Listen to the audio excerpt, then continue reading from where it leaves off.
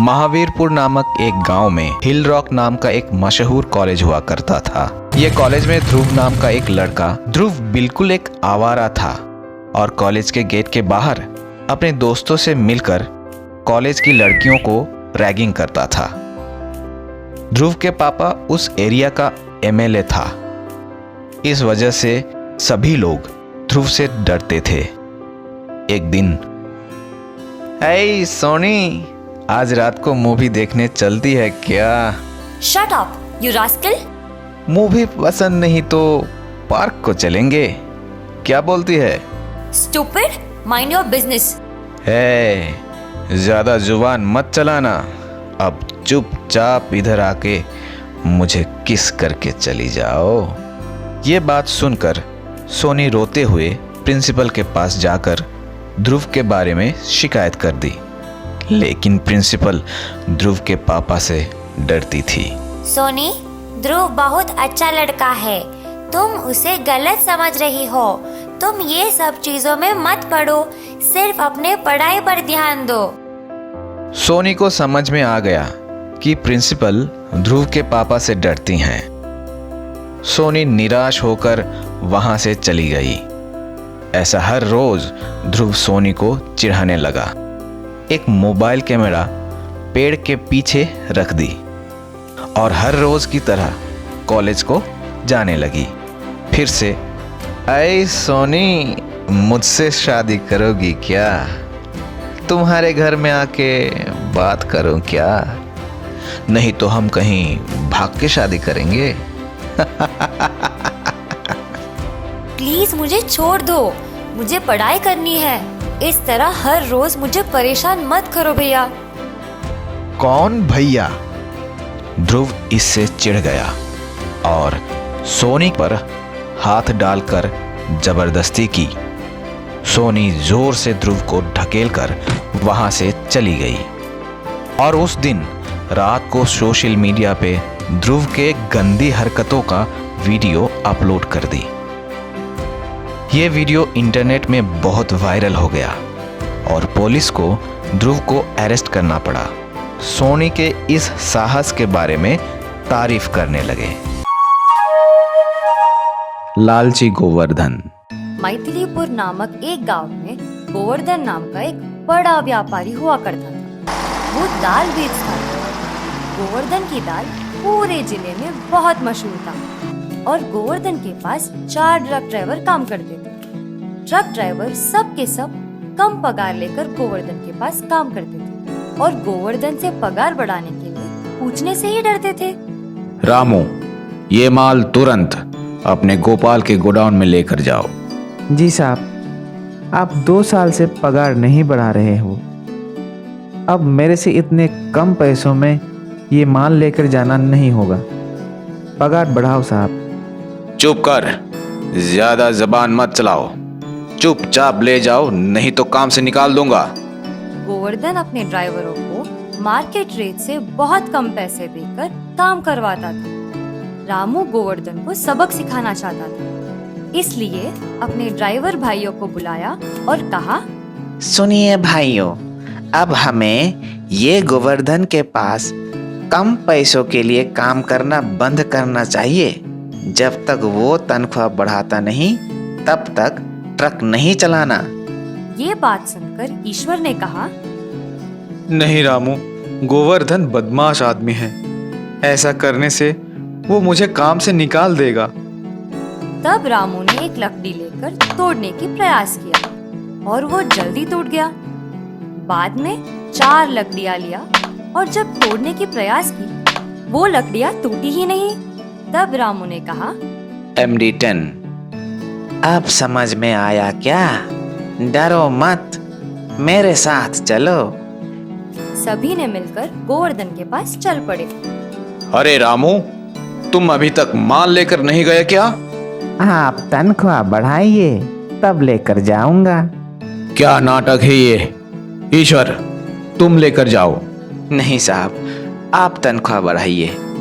लक्ष्मण, तुम लेके जाओ। नहीं साहब। सुरेश, तुम लेकर जाओ। नहीं साहब। ढोलकपुर गांव में सुशीला नाम की एक औरत हुआ करती थी।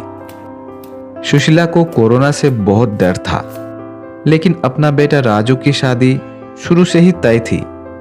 इस वजह से राजू की शादी लॉकडाउन में ही करवा दी और दहेज के रूप में 1000 N95 mask, 100 litre sanitiser bottles, 100 gloves और 50 PPE किट मांगी थी। बाहू, मुझे 2 ग्लव्स, 1 मास्क और 1 PPE किट दो। मैं बाजार जाकर शॉपिंग करके आती हूँ। ठीक है माँ जी। सुशीला ने PPE सूट, मास्क, ग्लव्स सब पहनकर बाजार जाने के लिए तैयार हो गई। ये देखकर बहू हंसने लगी। माँ जी, आप तो मुझे एक एस्ट्रोनॉट जैसे दिख रही है। बाजार को जाने के लिए इतना तैयारी है राम। चुप कर, तुझे क्या पता कोरोना कितना भयानक है। ऐसा बोलकर डरते हुए बाजार की तरफ चलने लगी। बाजार में सभी लोग सुशीला को देखकर हंसने लगे। बाजार में भीड़ देखकर सुशीला को चक्कर आने लगा। अरे बाप रे बाप, इतनी भीड़! क्या हुआ इन पागलों को? कोरोना से इन लोगों को बिल्कुल डर नहीं है। सब के सब मरेंगे देखो। तभी बाजार में कुछ लोग खांसने और छींकने लगे। ये देखकर सुशीला बिना शॉपिंग किए घर लौट आई। ऐसा कोरोना से डरकर हर 1 घंटा में 2 मास्क चेंज करती थी और हर 5 मिनट को सैनिटाइजर इस्तेमाल करती थी। सोते समय भी मास्क नहीं निकालती थी। ऐसा हर रोज करते करते दहेज में दिया हुआ पूरा सामान अकेली ही खत्म कर दी। बहू, जरा तेरे मायके से फिर से सैनिटाइजर, मास्क वगैरह भेजने के लिए बोल दो। अरे माँ, उसे सैनिटाइजर कहते हैं, सैनिटाइजर नहीं। इतना सारा सामान भेजने के लिए बहुत खर्चा होता है। आप जरूरत के हिसाब से इस्तेमाल करें तो ये कोरोना का सामान 2 साल तक पूरी परिवार इस्तेमाल कर सकती है। सुशीला नहीं मानी और बहू ने अपने मायके से फिर से कोरोना सामान भेजने के लिए खबर भिजवा दी। थोड़े दिन के बाद सुशीला के हाथ जलने लगे और हाथों का रंग बदल गए और सांस लेना भी मुश्किल हो गया। तुरंत ही सुशीला को डॉक्टर के पास ले गए। आप सैनिटाइजर और मास्क ज्यादा इस्तेमाल करने से आपको ये समस्या पैदा हुई है। आप सैनिटाइजर इस्तेमाल करना कम कर दीजिए। घर में जब आप अकेली रहती हैं उस वक्त आप मास्क निकाल दीजिए। देखिएगा जल्द ही तबीयत सुधर जाएगी। इस कहानी से हमें ये शिक्षा मिलती है कि जरूरत से ज्यादा कोई भी चीज उपयोग नहीं करना चाहिए। ढोलकपुर नामक एक गांव में किशोर नाम का एक व्यापारी रहता था। हाल ही में किशोर के शादी सपना से हुई थी। किशोर के घर किशोर, सपना और किशोर के माता पिता रहते थे। किशोर, मुझे साड़ी खरीदनी है, मुझे पैसे चाहिए। ये लो सपना, अच्छी साड़ी खरीद लो। सपना अपने लिए अच्छी साड़ी खरीदी। थोड़े दिनों के बाद सपना को अपने मायके से कॉल आया। हेलो, हाँ मम्मी, बोलो क्या बात है? सपना की मम्मी ने सपना को किशोर से सोने की अंगूठी मांगने के लिए बोली। ठीक है मम्मी, आप अपना ख्याल रखना। जय श्री कृष्णा।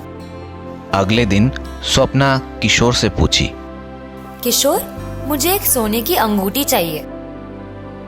सोने की अंगूठी? लेकिन क्यों? मुझे चाहिए किशोर, अगले महीने मेरे मायके में शादी है। मैं वहाँ काली हाथ नहीं जा सकती। किशोर ने स्वप्ना की बात मान ली और सोने की अंगूठी खरीदने के लिए पैसे दी। थोड़े दिनों के बाद किशोर की माँ रानी ने पूछा, अरे किशोर, इस महीने मुझे पैसे देना भूल गए हो क्या? नहीं माँ, ये लो पैसे। और बाकी के पैसे कहाँ है? क्या हुआ बेटा, व्यापार अच्छा नहीं चल रहा? नहीं माँ, इस महीने स्वप्ना को सोने की अंगूठी खरीदने के लिए पैसे दिए थे, इसीलिए इस बार पैसे कम पड़े। क्या? सोने की अंगूठी? नालायक, तुझे किसने कहा उसे सोने की अंगूठी दिलाने के लिए? आइंदा से मुझे पूछे बिना उसे कुछ भी नहीं देना। ठीक है माँ, मेरे से गलती हो गई। थोड़े दिनों के बाद स्वप्ना किशोर से स्कूटी खरीदने के लिए पैसे मांगी। नहीं स्वप्ना, मुझे माँ से पूछना पड़ेगा। किशोर रानी से स्कूटी के बारे में पूछा। क्या? स्कूटी वूटी कुछ नहीं मिलेगा, उसे पैदल चलने के लिए बोलो। स्कूटी चाहिए, स्कूटी। रानी के बात सुनकर स्वप्ना वहां से गुस्से में चली गई और किशोर को डांटने लगी। ऐसा हर रोज स्वप्ना किशोर से कुछ ना कुछ मांगने लगी, लेकिन रानी उसे देने से इनकार कर देती। बेचारा किशोर दोनों के बीच पिसता रहा। एक दिन रानी और स्वप्ना के बीच पैसों को लेकर बड़ा झगड़ा हुआ और एक दूसरे को डांटने लगे। किशोर उन्हें रोकने की कोशिश की, लेकिन रोक नहीं पाया। तभी किशोर के पिता दामोदर ने कहा, अरे चुप हो जाओ दोनों, ये क्या तमाशा है? ये घर है या मच्छी बाजार है? बेचारा किशोर मेहनत करके घर आकर सुकून से सो नहीं पाता। उसके हालत क्या कर दी तुम लोगों ने? तुम दोनों से घर चलाना नहीं होता। आज से घर मैं चलाऊंगा और पैसे जरूरत के हिसाब से दूंगा। ऐसा बोलकर दामोदर ने घर में सभी को शांत की और सभी खुशी से जीने लगे।